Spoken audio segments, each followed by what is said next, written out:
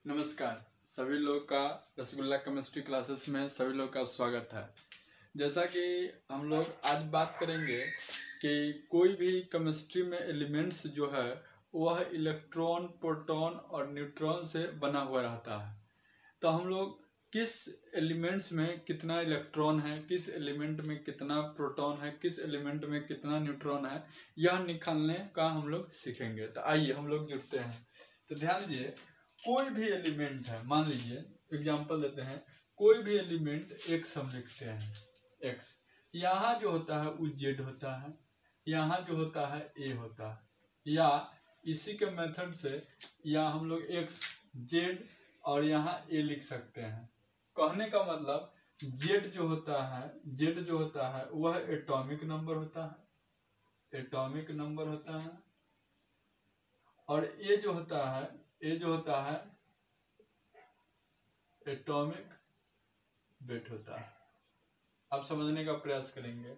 हम लोग डिनोटेड जो है एटॉमिक नंबर को हमेशा इधर रखेंगे और एटॉमिक वेट को ऊपर रखेंगे, या एटॉमिक नंबर को हमेशा इधर रखेंगे और एटॉमिक वेट को इधर भी लिख सकते हैं। यहाँ जो यह एलिमेंट है। अब हम समझने का प्रयास करेंगे कि सर आपने एटॉमिक नंबर को यहाँ क्यों रखा और एटॉमिक वेट को इधर रख दिया, लेकिन एटॉमिक नंबर को इधर नहीं रखा। तो ये समझने का हम लोग प्रयास करते हैं। हम लोग एटॉमिक नंबर जैसे जेड ए इस अनुसार हम लोग नहीं लिख सकते, ये लिखने का तरीका गलत है। अब कैसे गलत है, एग्जाम्पल से हम सिखाते हैं। जैसे एग्जाम्पल बताते हैं, एग्जाम्पल कि मान लीजिए कि आप जानते हैं कि कार्बन का जो होता है वह परमाणु संख्या 6 होता है। तो कार्बन हम लोग 6 लिखे, और उसका एटॉमिक वेट जो होता है वह 12 होता है, तो 12 होता है। तो इस प्रकार लिख दे। आपका मन में आ रहा होगा कि सर हम क्या इस प्रकार नहीं लिख सकते हैं, क्या सर हम इस प्रकार नहीं लिख सकते। ध्यान दीजिए, इसमें लिखने का तरीका कौन कौन सही है और कौन कौन गलत है। यह जो है आपका लिखने का तरीका सही है, और यह जो है लिखने का तरीका सही है, और यह जो है गलत है। अब क्यों गलत है उससे देखते हैं। जैसे हम कहें कि आप कार्बन का लिखे, तो ये इसे लिखे तो ठीक है, माने कार्बन का 6 एटॉमिक, बाकी ऐसे लिख दिए तो इसका कहने का मतलब हो गया कि कार्बन 6 गो है। कितना है कार्बन? 6 गो है। जैसे कि अगर हम लिखते हैं, अगला एग्जांपल बताते हैं, सोडियम जो होता है उसका एटॉमिक नंबर 11 होता है। अगर ऐसे ना लिख करके हम ऐसे लिख देंगे तो सोडियम 11 हो जाएगा। इसीलिए ये ऐसा लिखना गलत है और ऐसा लिखना सही है। अब हम बात करेंगे कि कौन सा एलिमेंट एटॉमिक नंबर को हम जेड से डिनोट करते हैं, एटॉमिक वेट को ए से डिनोट करते हैं, एक्स जो होता है एलिमेंट होता है। अब नेक्स्ट बात करेंगे कि कैसे कैसे क्या होता है, इलेक्ट्रॉन, प्रोटॉन और न्यूट्रॉन कैसे निकाला जाता है। आइए देखते हैं, ध्यान देने का प्रयास करेंगे। हम लोग क्या है कि एग्जाम्पल से दिखाते हैं। एग्जाम्पल से मान लिया जाए कि हम लिख देते हैं यहाँ कार्बन का आप जानते हैं कि 6 परमाणु संख्या होता है, और इसका परमाणु भार जो होता है वह 12 होता है, एटॉमिक वेट। तो हम यहाँ देखे हैं कि कोई भी एलिमेंट जो था यहाँ लिखा हुआ रहेगा तो उसका जेड होगा, माने एटॉमिक नंबर होगा, और यहाँ जो होगा ए होगा, इसको हम लोग एटॉमिक वेट कहेंगे, और यहाँ जो होता है यह एलिमेंट होता है।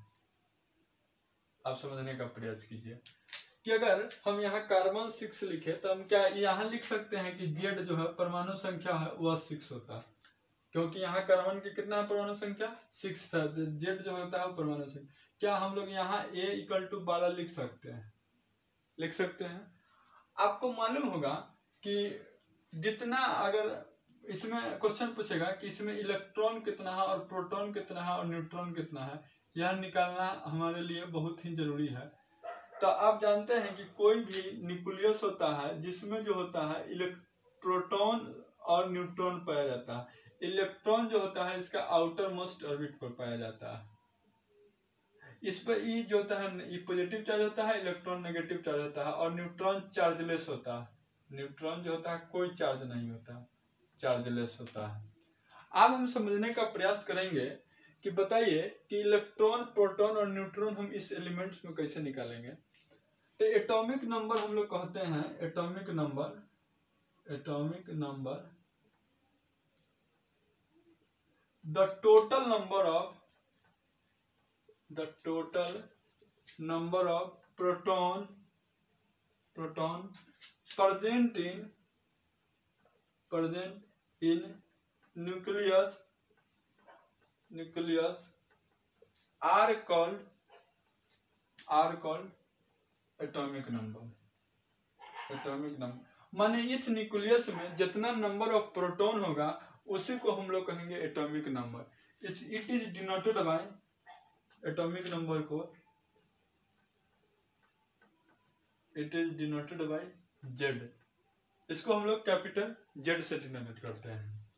अब हम यहाँ निकालने का प्रयास कर रहे हैं कि इलेक्ट्रॉन कितना होगा।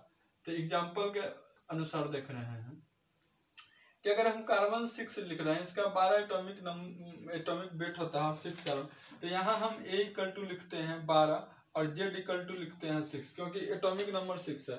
तो क्या हम लोग कह सकते हैं कि जितना इसका एटॉमिक नंबर हम लिखाए हैं, the total number of proton present in nucleus are called atomic number, माने कि एटॉमिक नंबर इसका 6 है। कहने का मतलब कि इस एलिमेंट में प्रोटॉन की संख्या भी कितना होगा, 6 होगा। नेक्स्ट क्वेश्चन, एग्जाम्पल आप पर आते हैं। अगला हम लिख रहे हैं एग्जाम्पल, अगर मान लेते हैं कि सोडियम है। सोडियम का आप जानते हैं कि 1 से 20 तक सभी लोग को एटॉमिक नंबर और एटॉमिक वेट याद रहना चाहिए, और इसका एटॉमिक वेट जो होता है 23 होता है। तो क्या हम यहाँ लिख सकते हैं A = 23 और Z = 11। तो कहने का मतलब कि Z 11 है, माने कि इसमें हम लोग एटॉमिक नंबर इसका 11 है। कहने का मतलब कि ऑब्वियसली बात है कि इसमें प्रोटोनों की संख्या जो होगा वह 11 होगा। प्रोटॉन और न्यूट्रॉन कभी चेंज नहीं करता है, सिर्फ और सिर्फ जो होता है इलेक्ट्रॉन चेंज होता है कोई भी चीज चार्ज आ जाने से। चार्ज वाला भी बताएंगे। तो क्या हुआ, तो यहाँ हम लोग लिख सकते हैं प्रोटॉन 11। नेक्स्ट एग्जांपल हम बताते हैं, जैसे हम लिखे कैल्शियम लिखे हैं, तो कैल्शियम का 20 होता है एटॉमिक नंबर, 40 होता है एटॉमिक वेट। तो इस प्रकार पहले लिखे, तो क्या A = 40 लिख सकते हैं और Z = 20 लिख सकते हैं, माने कि एटॉमिक नंबर 20 है, तो इसमें प्रोटॉनों की संख्या भी कितना होगा, 20 होगा। यहाँ तक कोई दिक्कत नहीं। तो हम सीख लिए इसी प्रकार सारा एलिमेंट का आप निकालिएगा, तो जितना एटॉमिक नंबर होगा उतना ये प्रोटॉन की संख्या होगा। अब हम निकालेंगे कि इलेक्ट्रॉन की संख्या कैसे निकालते हैं कोई भी एलिमेंट का। तो अब आइए नेक्स्ट बात करते हैं इलेक्ट्रॉन की संख्या में।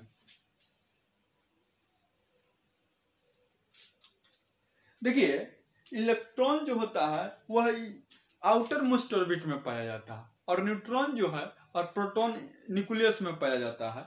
तो हमें समझने का प्रयास करेंगे कि इलेक्ट्रॉन जो है चार्ज आने से जो होता है वो घट सकता है, बढ़ सकता है। बाकी अभी हम न्यूट्रल एटम के लिए बात करते हैं, इस पर कोई चार्ज नहीं है। तो एग्जांपल हम बता रहे हैं अगला इलेक्ट्रॉन के लिए। एग्जांपल हम लिखते हैं, मान लीजिए कि हम लिखे नियोन। नियोन का जो होता है वह 10 होता है एटॉमिक नंबर और 20 होता है इसका एटॉमिक वेट। तो यहाँ A = हम लोग लिख लिए 20 है, और Z जो है, क्योंकि परमाणु संख्या यहाँ Z जो है 10 है। तो आपको यह बात पता चल गया कि अगर इसका परमाणु संख्या 10 है तो इसमें नंबर ऑफ प्रोटॉन भी कितना होगा, 10 होगा। तो प्रोटॉन = 10 होगा।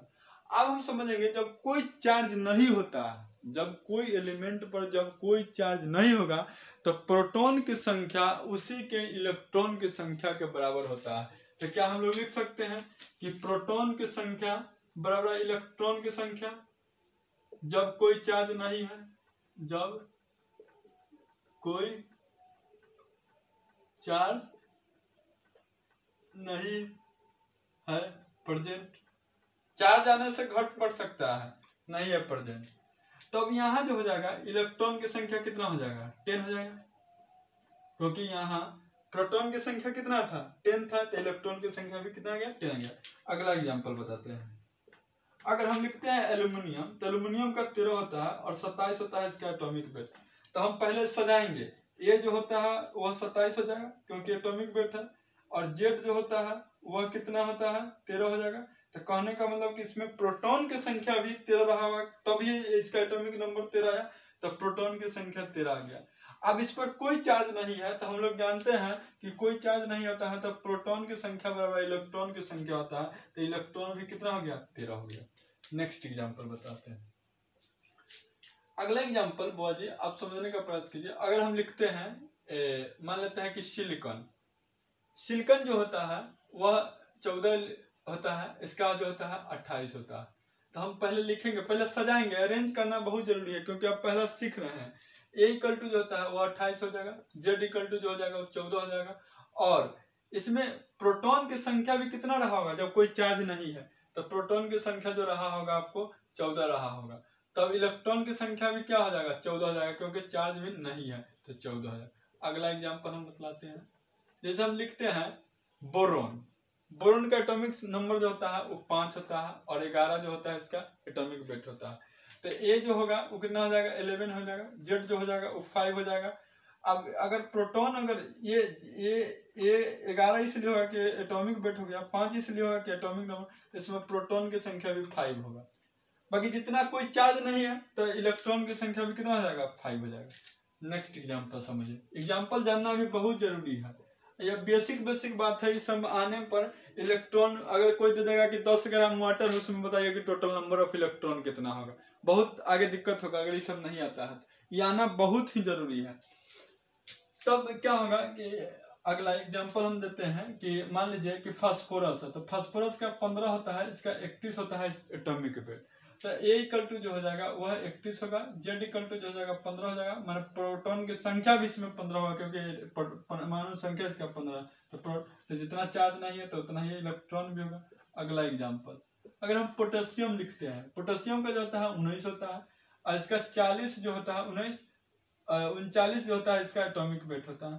तो ए इक्वल टू जो हम लिखेंगे 19 लिखेंगे, जेड इक्वल टू जो लिखेंगे 19। कहने का मतलब कि इसका एटॉमिक नंबर अगर 19 है तो इसमें जो होगा प्रोटॉन की संख्या भी कितना होगा, 19 होगा। और इलेक्ट्रॉन की संख्या कितना होगा, तो अगर कोई चार्ज नहीं है तो प्रोटॉन की संख्या इलेक्ट्रॉन की संख्या बराबर 19 हो जाएगा, कोई दिक्कत नहीं। तो हम लोग यह समझ गए कि इलेक्ट्रॉन और प्रोटॉन समझ गए। अब हम लोग फाइंड आउट करेंगे कि न्यूट्रॉन की संख्या क्या होगा। हम लोग न्यूट्रॉन की संख्या निकालने का प्रयास करेंगे। आप नेक्स्ट न्यूट्रॉन में देखते हैं।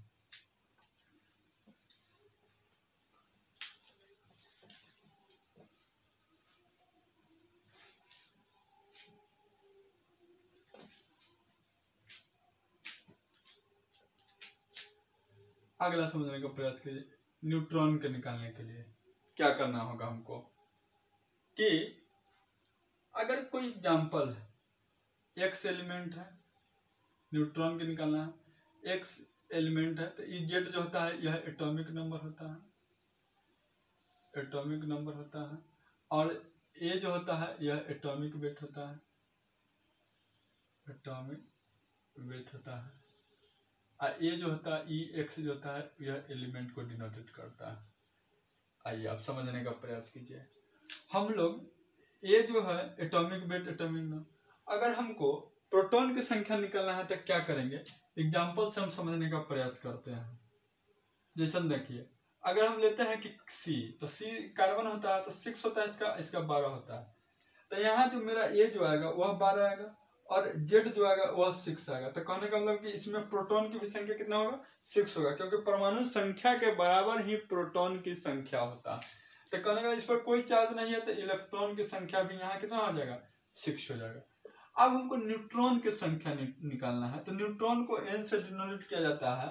अब बड़ी समझने वाली बात है, न्यूट्रॉन की संख्या निकालने के लिए एटॉमिक वेट माइनस प्रोटॉन की संख्या को घटाया जाता है, एटॉमिक वेट माइनस प्रोटॉन की संख्या को, न कि n इक्वल टू, सर इसमें बताइए कि अगर एटॉमिक नंबर प्रोटॉन की संख्या और इलेक्ट्रॉन की संख्या सिमिलर है तो क्या सर हम यह लिख सकते हैं a माइनस ई लिख सकते हैं, नहीं, यह लिखना गलत है, ऐसे नहीं करेंगे, क्योंकि इलेक्ट्रॉन की संख्या हमारे एलिमेंट में चार्ज आ जाने से घट बढ़ करता है, ऐसा लिखना गलत है। तो यहाँ न्यूट्रॉन निकालने के लिए ए कितना दिया हुआ है 12 और प्रोटॉन कितना आया है 6, तो कितना हो जाएगा, न्यूट्रॉन इसमें कितना रहा होगा, 6 रहा होगा। अगला एग्जांपल देखते हैं। अगला एग्जांपल हम देख रहे हैं, जैसे एल्युमिनियम है, तो एल्युमिनियम का 13 होता है, इसका 27 होता है एटॉमिक। तो यहाँ हम लोग लिखेंगे A equal to 27, Z equal to लिखेंगे 13। कहने का मतलब कि जितना एटॉमिक नंबर रहता है उतना ही उसका प्रोटॉन की संख्या रहता है। तो प्रोटॉन की संख्या कितना हो जाएगा, 13। और कोई चार्ज नहीं है तो इलेक्ट्रॉन की संख्या भी कितना होगा, 13। अब हमको न्यूट्रॉन निकालना है, तो न्यूट्रॉन निकालने के लिए ए माइनस पी हमेशा एटॉमिक नंबर में से p निकालना है, प्रोटॉन की संख्या, या आप एटॉमिक नंबर माइनस जेड कर सकते हैं, यह वैलिड हो सकता है। a माइनस जेड जो है यह वैलिड हो सकता है, क्योंकि यह एटॉमिक नंबर चेंज नहीं होता, ये भी वैलिड हो सकता है, या यहाँ जेड भी लिख सकते हैं। तो a निकल टू जो हम लोग लिख सकते हैं बाबा, क्या लिख सकते हैं, 27 माइनस जेड का वैल्यू कितना है 13, कहने का मतलब कि 14 आ जाएगा। मैंने इसमें न्यूट्रॉन कितना रहा होगा, एल्यूमिनियम में 14 रहा। तो यहाँ ध्यान दीजिए, यहाँ जो है यहाँ सिमिलर आया, इलेक्ट्रॉन प्रोटॉन और न्यूट्रॉन सिमिलर आया, यहाँ इलेक्ट्रॉन और प्रोटॉन सिमिलर है, बाकी न्यूट्रॉन जो है चेंज, तो ऐसा हो सकता है। और चार्ज आने से और चीज चेंज हो सकता है। एक और एग्जांपल बतलाते हैं आपको। अगर मान लीजिए कि सिलिकॉन है, सिलिकॉन का 14 होता है, इसका 28 होता है, तो हम ए एटॉमिक वेट 28 लिख देंगे और जेड 14 लिख देंगे। कहने का मतलब कि अगर परमाणु संख्या 14 है तो इसमें प्रोटॉन की संख्या भी 14 होगा, तो प्रोटॉन की संख्या भी 14 हो जाएगा। अब प्रोटॉन की संख्या जब 14 हुआ, कोई चार्ज नहीं हुआ, तो इलेक्ट्रॉन की संख्या भी उतना हो जाएगा, 14 हो जाएगा। तो न्यूट्रॉन की संख्या निकालेंगे तो क्या होगा, a माइनस हम जेड भी लिख सकते हैं या a माइनस पी भी लिख सकते हैं, कोई दिक्कत नहीं है। तो a कितना है, a 28 है और माइनस 14, तो कितना आ जाएगा 14, माने इसमें न्यूट्रॉन कितना रहा होगा 14। आप ध्यान दीजिएगा, कभी भी इलेक्ट्रॉन, प्रोटॉन और न्यूट्रॉन का वैल्यू नेगेटिव नहीं आ सकता है और न ही फ्रैक्शन आ सकता है। कभी आप सुने हैं आधा इलेक्ट्रॉन माइनस 10 इलेक्ट्रॉन, कभी नहीं। आप यह नहीं, चार्ज आ सकता है, माने कि इलेक्ट्रॉन और प्रोटॉन और न्यूट्रॉन का वैल्यू नेगेटिव -5 इलेक्ट्रॉन नहीं कर सकते हैं, -6 इलेक्ट्रॉन नहीं कर सकते हैं, समझ गया। तब ध्यान देंगे, आगे बात करेंगे नेक्स्ट वीडियो में इस पर। आप एनायन और कैटायन पर बात करेंगे।